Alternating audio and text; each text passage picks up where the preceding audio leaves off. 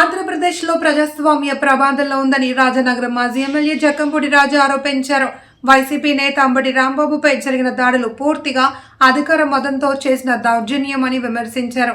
ఇది ఒక వ్యక్తిపై దాడి కాదు అని ప్రతిపక్షాన్ని భయపెట్టి నోరు మోయించాలి అనే టీడీపీ కుట్రలో భాగమన్నారు. ఎమ్మెల్యే గల్లా మాధవి రౌడీలతో కలిసి హింసకు పాల్పడ్డారని, పోలీసులే ప్రేక్షకులుగా నిలబడ్డారని మండిపడ్డారు.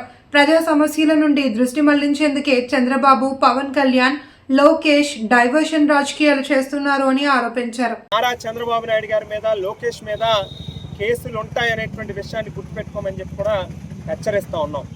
ముఖ్యంగా పోలీస్ వ్యవస్థ ఇవాళ చంద్రబాబు గారి తొత్తుల మాదిరిగా పనిచేస్తూ ఉన్నారు. కాకి చొక్కాలు మీరు వేసుకున్నది ప్రజాస్వామ్యాన్ని కాపాడడం కోసం. ఇవాళ ప్రజలు కట్టేటటువంటి పన్నుల్లోంచి మీకు జీతాలు ఇస్తూ ఉన్నారు తప్పితే ఎన్టీఆర్ ట్రస్ట్ భవన్ నుంచో లేకపోతే చంద్రబాబు నాయుడు గారు, లోకేష్ గారికి సంబంధించినటువంటి వారి వ్యాపార సంస్థల నుంచో, హెరిటేజ్ నుంచో కాదు. దయచేసి ఆ విషయం గుర్తుపెట్టుకోండి. ఓ డీజీపీ స్థాయి అధికారి నుంచి మొదలుపెట్టి ఇవాళ గుంటూరు జిల్లాలో పనిచేస్తున్నటువంటి ఎస్పీ కానీ, లేకపోతే ఇతర డిఎస్పీలు కావచ్చు, సర్కిల్ ఇన్స్పెక్టర్లు కావచ్చు, లేక కానిస్టేబుల్ కావచ్చు, ఆఖరికి ప్రత్యక్షంగా అక్కడ ఆ సంఘటన స్థలంలో ఉన్నటువంటి మొత్తం యావత్ పోలీస్ వ్యవస్థ కావచ్చు, మీరు అక్కడ ఉన్నది దేనికేనంటే అక్కడ ఘర్షణ జరగకుండా, రాంబాబు గారి మీద దాడి జరగకుండా ఆపడానికి కాదు. కేవలం తెలుగుదేశం పార్టీ వాళ్ళు చేసేటటువంటి దౌర్జన్యాలకి, వారు చేసేటటువంటి దాడులకి వత్తాసు పలుకుతూ వారికి ఏదైనా ఇబ్బంది వస్తుందేమో అని చెప్పి వారిని ప్రొటెక్ట్ చేయడం కోసం మాత్రమే మీరు అక్కడ ఉన్నట్టుగా చాలా స్పష్టంగా కనిపిస్తూ ఉంది. ఇవన్నీ కౌంట్ అవుతాయనేటువంటి విషయాన్ని దయచేసి గుర్తుపెట్టుకోండి అని చెప్పి తెలియజేస్తూ ఉన్నాం. ఇవాళ అంబటి రాంబాబు గారిని లోపలికి వెళ్ళి ఆయనతో కలిసి మాట్లాడినప్పుడు రాజా చంద్రబాబు నాయుడు గారు కేవలం ఏదో రకంగా మన యొక్క ఆత్మస్థైర్యాన్ని దెబ్బతీయాలనేటువంటి ఉద్దేశంతోనే ఈ రకంగా మన వాళ్ళ మీద ఈ కేసులు పెట్టి మిథున్ రెడ్డి గారిని కావచ్చు, లేక చెవిరెడ్డి భాస్కర్ రెడ్డి గారిని కావచ్చు, అట్లా చెప్పుకుంటూ వెళ్తే జోగి రమేష్ అన్న కావచ్చు, ఇట్లా చాలామందిని కేసులు పెట్టి ఏదో రకంగా ఇబ్బందికి పెడితే వారు వెనక్కి తగ్గుతారనేటువంటి ఆలోచనతో వెళ్తూ ఉన్నారు.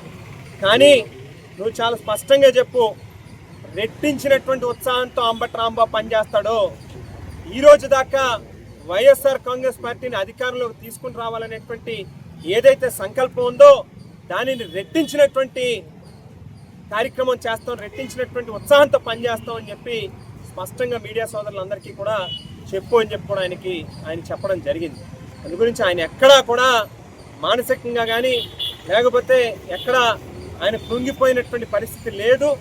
ఇంకా గట్టిగా ఈ ప్రభుత్వం మీద, ఈ ప్రభుత్వం చేసేటటువంటి తప్పుల మీద పోరాటాలు, ఉద్యమాలు రేపు రానున్నటువంటి రోజుల్లో చేస్తారనేటువంటి మాటను కూడా తెలియజేస్తూ, ఉపేష్ గారు చెప్పినట్టుగా ఇవాళ అత్యంత ఘోరాతి ఘోరమైనటువంటి పరిస్థితి, ప్రజాస్వామ్యాన్ని ఏ రకంగా కూనీ చేస్తున్నారనేటువంటి దానికి ప్రధానమైనటువంటి ఉదాహరణ ఏంటంటే ఇవాళ రాంబాబు గారి ఇంటి మీద, కార్యాలయం మీద హత్యాయత్నానికి పాల్పడి మొత్తం ధ్వంసం చేసి అక్కడ ఉన్నటువంటి ప్రతి వస్తువుని కూడా ధ్వంసం చేసి ఆఖరికి పెట్రోల్ పోసి తగలబెడితే కూడా ఈ రోజుకి కనీసం ఒక్కటంటే ఒక సింగిల్ కేసు కూడా కట్టలేదనంటే ఎంత దౌర్భాగ్యమైనటువంటి పరిస్థితుల్లో ఈ రాష్ట్రంలో లా అండ్ ఆర్డర్ ఉంది అనేటువంటిది కూడా మనందరం కూడా గమనించవచ్చు. చట్టపరంగానే వెళ్ళాలి. ఎక్కడా కూడా ఇప్పుడు నిన్న రాంబాబు గారి ఇంటి మీద జరిగింది, మళ్ళీ వెంటనే జోగి రమేష్ గారి ఇంటి మీదకి వెళ్ళి దాడి చేసినటువంటి పరిస్థితి. సరే, నువ్వు అన్నదే పోనీ కరెక్ట్ అని అనుకుందాం. ప్రజలు ఒక తీర్పు ఇచ్చారు, ఇవాళ వాళ్ళకి అవకాశం ఇచ్చినప్పుడు వాళ్ళు ఏదైతే మా మీద ఈ రకమైనటువంటి ఆరోపణలు చేస్తూ ఉన్నారు, కొన్ని వారైనా దాన్ని చట్టపరంగా తీసుకోవాల్సినటువంటి చర్యలు తీసుకోవాలి తప్పితే రాంబాబు గారు చాలా పెద్దరికం వహించాడు. ఆయన మామూలుగా అయితే ఆయన వాస్తవానికి మనం చాలా క్లియర్గా గమనిస్తే ఆయన మీద అప్పటికే 1/2 an hour 45 minutesగా దాడి జరుగుతూ ఉంది. కర్రలు పట్టుకుని, ఆడవాళ్ళు కాదు మామూలుగా ఏదో ఆడ పిశాచుల్లాగా మీద పడిపోయి కర్రలు పట్టుకుని కారు మీద రాడ్లు పట్టుకుని కొడుతూ బూతులు, పచ్చి బూతులు, మనం చెప్పలేనటువంటి భాష. బహుశా తెలుగుదేశం పార్టీ మహిళా నాయకురాలకు మాత్రమే హోంమంత్రి గారి దగ్గర నుంచి మొదలుపెట్టి వాళ్ళకే చేతనవుతాయేమో అటువంటి బూతులు మాట్లాడడం అనేటువంటిది. పచ్చి బూతులు మాట్లాడుతూ ఉంటే 1/2 an hour 45 minutes పాటు చాలా ఓపికగా, సహనంగా చూశాడు ఆయన. స్పర్ ఆఫ్ ద మూమెంట్ ఆ టైంలో ఆయన రియాక్ట్ అయ్యాడు. వెంటనే మళ్ళీ ఆయన దానికి రిగ్రెట్స్ తీసుకుని మళ్ళీ ప్రెస్ మీట్ పెట్టి నేను బహుశా ఈ వయసులో ఆ రకంగా మాట్లాడకుండా ఉండాల్సిందేమో, పైగా నేను చంద్రబాబు నాయుడు గారిని కూడా ఎక్కడ ఆ రకంగా మాట్లాడలేదు, బట్ స్టిల్ అయినా నా మాటలు నేను వెనక్కి తీసుకున్నాను. చాలా హుందాగా పెద్దరికంగా ఆయన పెద్దరికాన్ని ప్రదర్శించారు. కానీ అయినా స్టిల్ మీరు ఏదైనా చెయ్యాలని కూడా చట్టపరంగా ఆయన కూడా ఫేస్ చేయడానికి రెడీగా ఉన్నానని కూడా చెప్పారు. ఆ రకంగా కాకుండా ఇళ్ల మీదకి వెళ్ళి ఇంట్లో ఉన్నటువంటి ఆడవాళ్ళని భయభ్రాంతికి గురి చేసి ఇంట్లో ఉన్న ప్రతి వస్తువుని ధ్వంసం చేసి కార్లని తగలబెట్టి నిప్పు పెట్టి ఏం చేద్దామని అనుకున్నారు, ఏం మెసేజ్ తీసుకెళ్దాం అనుకున్నారు? ఇప్పుడు ఏదైతే ఆ వంశీ అనే అతను ఆ వెంకటేశ్వర్లు అనేటువంటి సర్కిల్ ఇన్స్పెక్టరు వాళ్ళు ప్రవర్తించినటువంటి తీరు చూస్తే మామూలుగా నాకు తెలిసింది అయితే నేను కూడా ఒక రాజకీయ కుటుంబం నుంచి వచ్చాను. మా నాన్నగారి మీద కూడా అప్పట్లో చంద్రబాబు నాయుడు గారు 63 కేసులు పెట్టారు, అనేక రకాలుగా ఇబ్బంది పెట్టారు. ఒకేసారి నాన్నగారు కోర్టుకి వెళ్తే నాలుగు కోర్టుల నుంచి ఒకేసారి పిలిపొచ్చింది. సో మొదటి నుంచి ఆయన రాజకీయ చరిత్ర అంతా కూడా ఏదో రకంగా ప్రత్యర్థి పార్టీల వాళ్ళని కేసులు పెట్టి వాళ్ళని ఇబ్బంది పెట్టాలనేటువంటి ఆలోచనతో నేను వెళ్తూ ఉంటాడు. అయితే సర్కిల్ ఇన్స్పెక్టర్లు వీళ్ళు ఈ రకంగా కొట్టేటటువంటి ధైర్యం, అది కూడా ఒక మాజీ మంత్రిని కొట్టేటటువంటి ధైర్యం చేశారంటే బహుశా ఖచ్చితంగా మాకు కూడా కొంత అనుమానాలు వ్యక్తం అవుతూ ఉన్నాయి. వీళ్ళ సెంట్రల్ జైల్లో మాత్రం ఏ రకంగా ఆయనకి సేఫ్టీ ఉంటుందనేటువంటి క్వశ్చన్ అరైజ్ అవుతుంది. బాగానే ఉన్నారు పోలీసులు.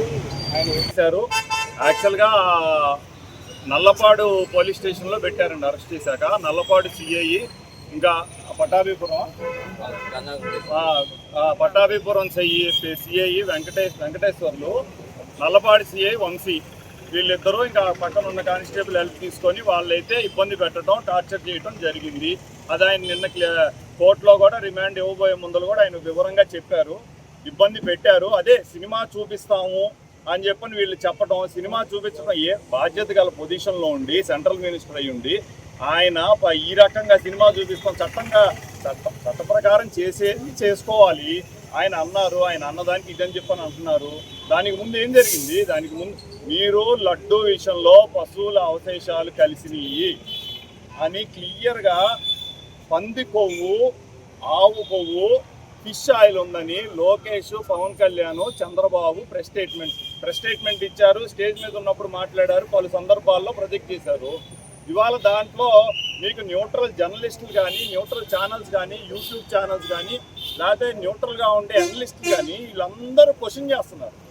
ఎవరిని క్వశ్చన్ చేస్తున్నారు?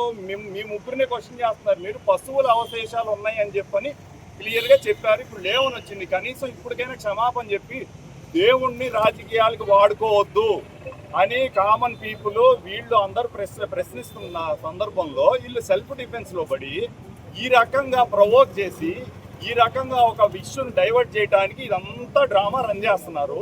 వాళ్ళు సినిమా చూపిస్తామంటే ఇక్కడ కాదండి, గల్లా మాధవి గారికి కుటుంబం లేదా? ఆయనకి పెళ్ళి అవ్వలేదా? ఆయనకి హస్బెండ్ లేరా? పిల్లలు లేరా? ఆమె ఇంట్లోనేగా ఉండేది, ఆమెకి ఇల్లు లేదా? ఎల్లకాలం మీ ప్రభుత్వమే ఉంటుందా? చూస్తూ కూర్చుంటారా ఏంటండి? ఇలా ఇళ్ళ మీదకి వచ్చి మీరు పసిపిల్లలు ఉన్నప్పుడు మీరు ముందు వెనక ఆలోచించకుండా మీరు అక్కడే ఉండి దాడి చేపిస్తూ ఉంటే చూస్తూ కూర్చుంటారా ఏంటి? మీకు లేవా? ఫ్యామిలీ లేవా? ఎల్లకాలం మీరు ఎన్నేళ్ళు ఉంటారు? మీరు ఎల్లకాలం మీరే ఉంటారా ఏంటి? దీన్ని సహించే ప్రసక్తే లేదు. లీగల్గా దీన్ని మేము ఎదుర్కొంటాము. అందరి మీద కేసులు పెడతాం. కేసులు తీసుకోకపోతే ప్రైవేట్ కేసులు పెట్టాము కూడా వెనకాడం. జైల్లో సౌకర్యం అయితే ఇప్పుడు దాకా ఏం లేదండి. అబద్ధాలు